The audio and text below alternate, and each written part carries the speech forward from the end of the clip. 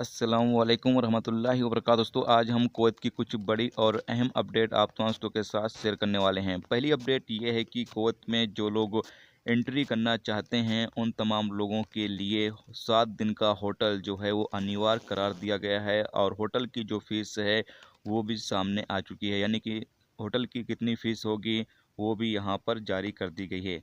बताया ये गया है कि 7 दिन और 6 रातों के हवाले से जो होटल की मंजूरी है वो दी गई है। इसमें 7 दिन होंगे और 6 रातें शामिल होंगी। इसकी मंजूरी दी गई है, यानी कि टोटल 7 दिनों का आपका क्वारंटाइन जो है वो किया जाएगा। 7 दिनों के लिए आपको होटल बुकिंग करने के लिए अगर आप 5 स्टार की होटल बुकिंग करते हैं, सिंगल रूम अगर आप बुकिंग करते हैं तो उसका 270 केडी लिया जाएगा और अगर आप डबल रूम बुकिंग करते हैं तो 330 केडी जो है वो आपसे लिया जाएगा। जबकि 4 स्टार होटल का सिंगल रूम आपसे लिया जाएगा 180 केडी और डबल रूम का 240 केडी लिया जाएगा। जबकि 3 स्टार रूम का जो प्राइस है वो बताया गया है, सिंगल रूम 120 केडी और डबल रूम 180 केडी होगा। तो आप तमाम लोग जो है वो रूम बुकिंग करने के बाद कुवैत के अंदर एंट्री कर सकते हैं। आपको बता दें कि ये रूल्स जो है वो सिर्फ जो अजनबी लोग कुवैत के अंदर एंट्री करेंगे उनके लिए ही नहीं, बल्कि जो कुवैती एंट्री करेंगे उन लोगों के लिए भी लागू किया गया है। यानी कि चाहे अजनबी हो या फिर कुवैती हो, तमाम लोगों को ये रूल्स फॉलो करना पड़ेगा और तमाम लोगों को होटल बुकिंग करने के बाद ही कुवैत में एंट्री करने का मौका दिया जाएगा।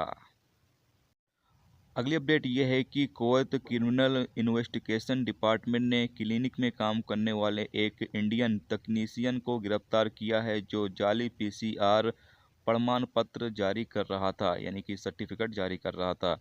मुलजिम के बारे में जानकारी मिलने पर 1 हफ्ते तक उसकी निगरानी की गई और जब पूरी तरीके से यह साबित हो गया कि हाँ वो जाली सर्टिफिकेट लोगों को जारी करके दे रहा है, उसके बाद उसे छापा मारा गया और उसे गिरफ्तार कर लिया गया। उसके कब्जे से 15 जाली सर्टिफिकेट यानी जाली पीसीआर सर्टिफिकेट जो है वो पाए गए जो उसको उसके कस्टमर को देने थे। उसे गिरफ्तार करने के बाद कानूनी कार्रवाई के लिए उसको जो संबंधित एजेंसियां हैं उनको सौंप दिया गया है।